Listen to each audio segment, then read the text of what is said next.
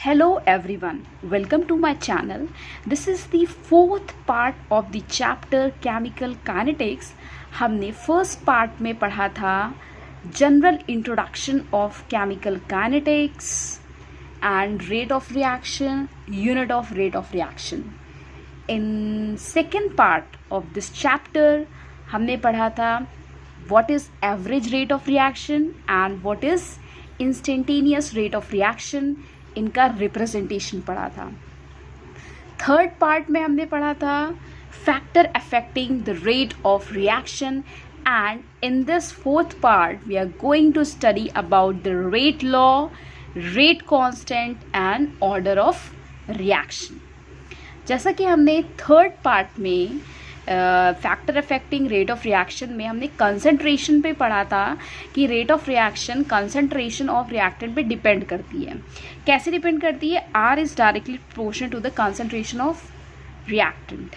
Okay, but आगे चलकर scientist ने कुछ एक्सपेरिमेंटली प्रूफ किया, उससे ये पता चला कि ये डायरेक्टली सिर्फ कंसंट्रेशन ऑफ रिएक्टेंट पे नहीं डिपेंड करती. Rate is directly proportional to the concentration raised to the power n, उस पर डिपेंड करता है. ओके, ये इफेक्ट कंसंट्रेशन का रेट ऑफ रिएक्शन पे फर्स्ट टाइम स्टडी किया था गुलबर्ग एंड वेज ने. उन्होंने दिया था law of mass of action. Okay, law of mass of action क्या है? फॉर एग्जाम्पल, सपोज एक रिएक्शन है small a b capital B will give small C capital C. Rate is directly proportional to A raised to the power small a, B raised to the power small b. Proportionality का sign हटा, यहाँ पर K constant आया. A raised to the power A, B raised to the power B. यहाँ पर small a, small b, small c तीनों आपके स्ट्राइकोमेट्रिक coefficient हैं. A, B and C are metric coefficients. Okay, but जब एक्सपेरिमेंटली देखा गया तो ऐसा नहीं था. ओके, एक्सपेरिमेंटली जो चीज़ हमें मिली वो ये थी कि rate is directly proportional A raise to the power alpha and B raise to the power beta. Okay, proportionality sign हटा, K लगा, A raise to the power alpha, B raise to the power beta. Here K is the rate constant, velocity constant और specific rate constant, तीनों नामों से जाना जाता है. Okay, and rate constant आपका बहुत इंपॉर्टेंट है and this expression is called rate law expression. ये बहुत काम आने वाली है आपकी.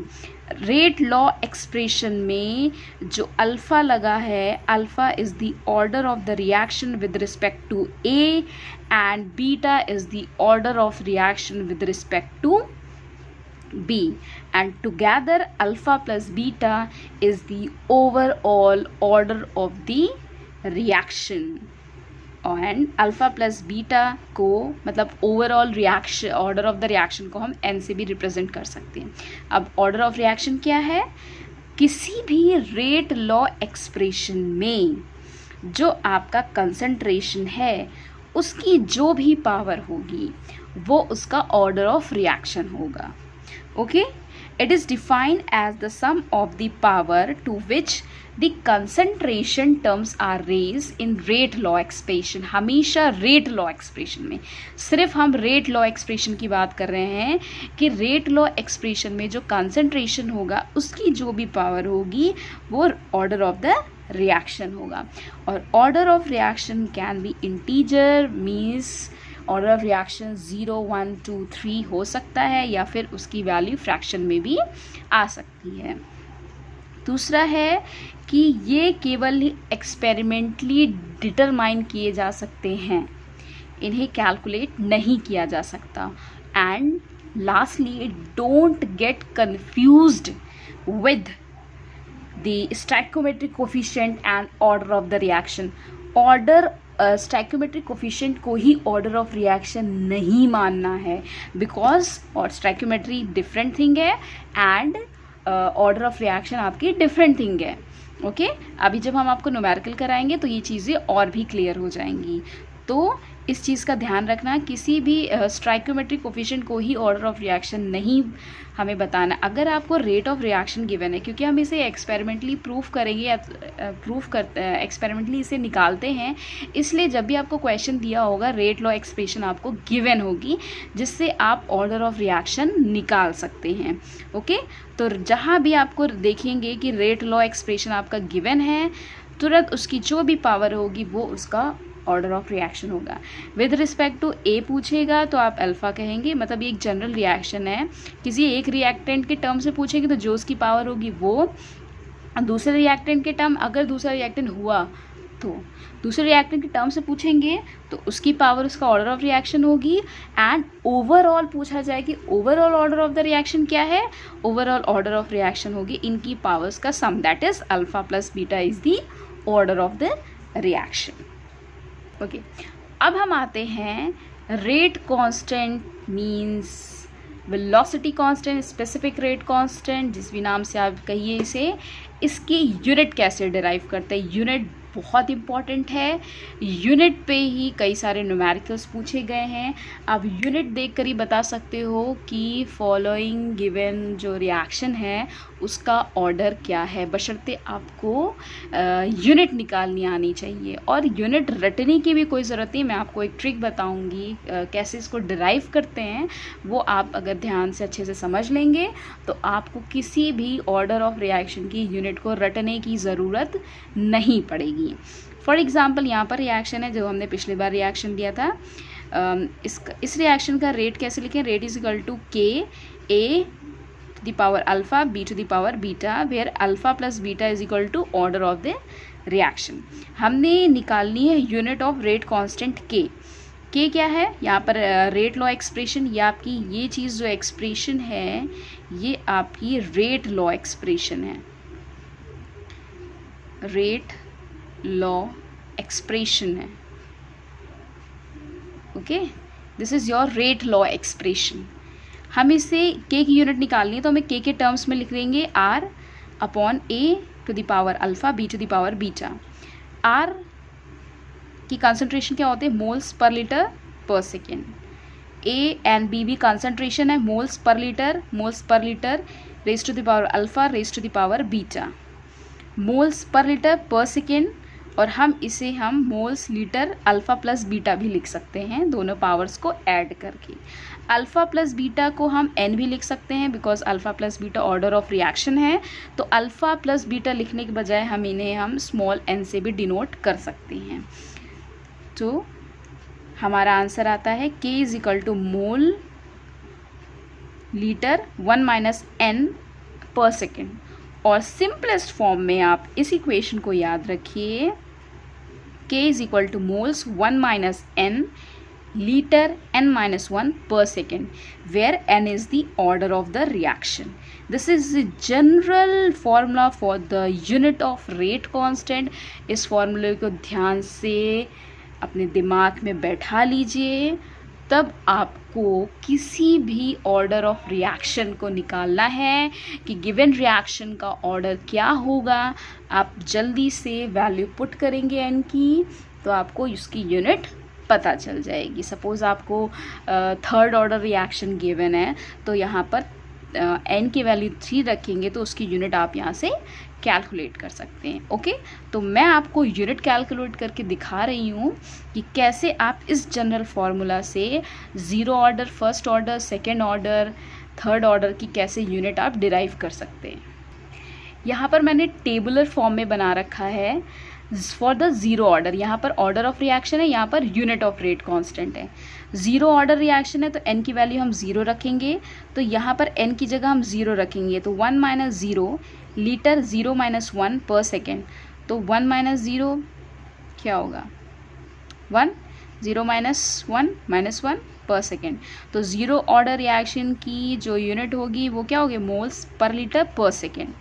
फर्स्ट ऑर्डर रिएक्शन की अगर हम बात करें तो n की वैल्यू 1 रखेंगे, मोल्स 1 माइनस n की जगह 1 रखेंगे, लीटर 1 n की जगह 1 रखेंगे -1 पर second.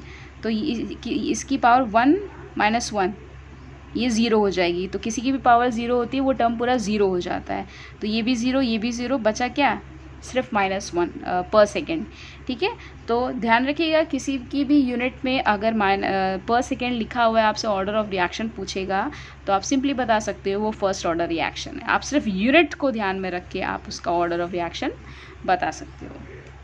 Okay, second order reaction की बात करें तो n की वैल्यू हम 2 रखेंगे तो हमारा यूनिट आएगी moles per moles litre per second. And third order की बात करें तो हम n की वैल्यू 3 रखेंगे और हमारा यूनिट आएगी मोल्स -2 लीटर स्क्वायर पर सेकेंड। मैं यहाँ पर फिर से समराइज़ कर देती हूँ। ज़ीरो ऑर्डर रिएक्शन के लिए यूनिट जो है वो आपकी moles per litre per second है। फर्स्ट ऑर्डर रिएक्शन के लिए यूनिट जो है वो पर सेकेंड है। सेकेंड ऑर्डर रिएक्शन के लिए आपकी यूनिट जो है वो mole inverse litre per second है। And third order of reaction के लिए मोल्स -2 लीटर स्क्वायर पर सेकेंड। ये आपकी यूनिट है ऑर्डर ऑफ रिएक्शन एंड उसकी यूनिट। ये चीज़ आप ध्यान में रखिएगा। मैंने जो आपको जनरल फार्मूला बताया है उसी पे बेस्ड आप किसी भी ऑर्डर ऑफ रिएक्शन की यूनिट डिराइव कर सकते हैं। ओके, अब मैं कुछ आपको न्यूमेरिकल्स कराऊंगी जिससे आपको चीज़ें और भी क्लियर हो जाएंगी। तो चलिए न्यूमेरिकल्स देखते हैं। पहला न्यूमेरिकल है write down the overall order of reaction. ये आपको रिएक्शन गिवन है, इसकी ओवरऑल ऑर्डर ऑफ रिएक्शन निकालनी है। रिएक्शन है आपका 2NO + O2 will give 2NO2। Rate law आपको गिवन है, ये चीज़ आपको गिवन है क्वेश्चन में। सिंपल है, कुछ नहीं करना। रेज़ टू द पावर 2 है तो order of reaction with respect to NO 2 होगा and with respect to oxygen 1 होगा, क्योंकि यहाँ पर कोई भी पावर नहीं लगी हुई है तो इसे हम 1 लिखेंगे। And overall order of reaction क्या होगी, 2 + 1 that is 3। So this equation this reaction is third order reaction. Okay, ये क्वेश्चन आपका NCERT का है, NCERT का इंडेक्स क्वेश्चन है। ये मैं आपके सामने सॉल्व करके बता रही हूँ। For a given reaction A + B will give product.